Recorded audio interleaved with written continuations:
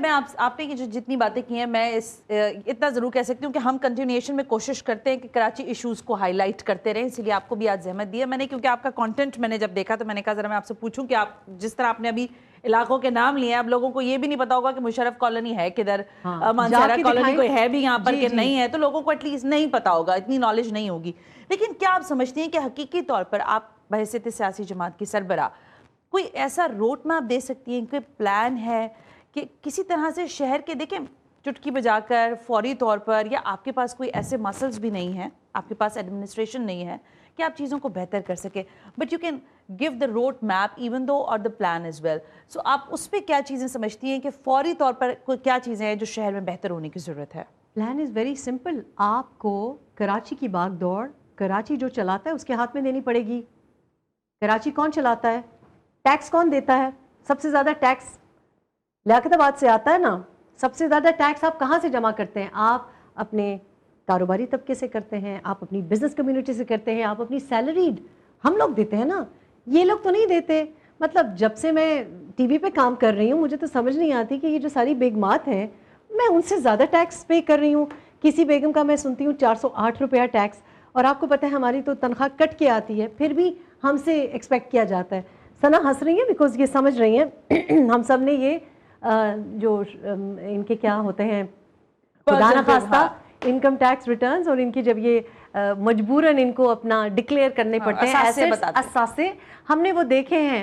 تو بہرحال مجھے یہ بھی نہیں سمجھ آتی کہ ہر سیاستدان کی جو بیگمات ہیں ان کے پتہ نہیں ملٹیپل سیلونز بھی ہوتے ہیں، بوٹیکس بھی ہوتی ہیں، آج تک ہم تو نہیں کھول پائے.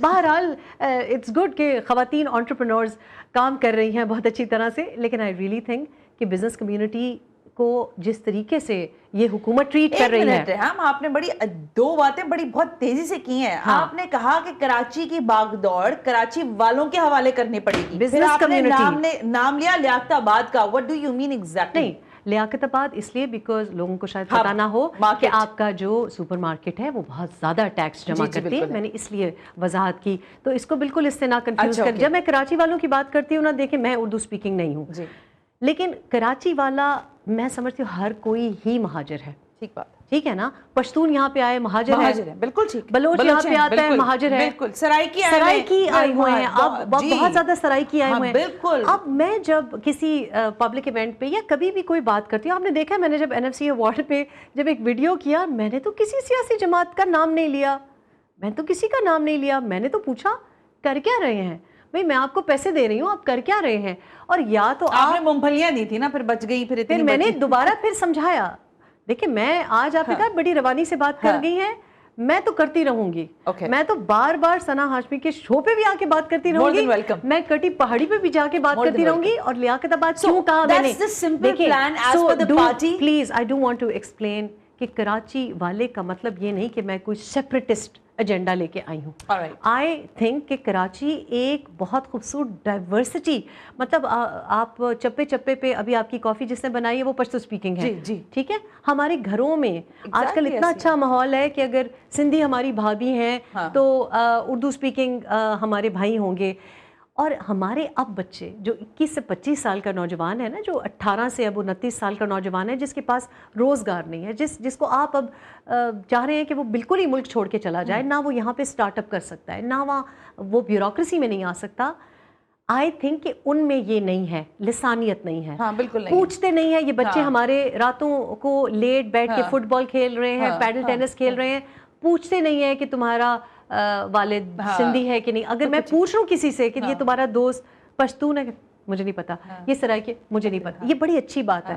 تو جب میں کراچی کی بات کرتی ہوں نا، تو میں بالکل کوئی نیشنلزم یا کسی بھی تفریق کی بات نہیں کرتی. میں بزنس کمیونٹی کی بات کرتی ہوں. بزنس کمیونٹی کی کیوں بات کرتی ہوں؟ کیونکہ جو کراچی میں آتا ہے وہ کاروبار کرنے کی کوشش کرتا ہے، یا کاروبار کی وجہ سے اس کو روزگار ملتا ہے. لیکن نہ تو آپ کو سیٹیں ملتی ہیں فیڈرل لیول پہ، اور نہ آپ کو اس ٹیکس کے بدلے میں ڈگنیٹی نہیں ملتی. سڑک تو دور کی بات. میں آپ کو بتاؤں، آپ چلے جائیں، آپ اگر چلے جائیں بنارس کالونی چلے جائیں، اور آپ چلے جائیں خدا نہ خواستہ سی سائڈ کے کسی بھی نئے پوش ایریا میں، آپ کو چپے چپے پہ مین ہولز کی کھدائی نظر آتی ہے ہر 10 قدم پر. لیکن جب پانی ہوگی تو جس طرح سے یہ آگ لگی گل پلازا میں اور ان کو پتہ ہی نہیں تھا کہ آگ لگ سکتی ہے، ایسے ہی تھا نا کہ پریپیئرڈ نہیں تھے.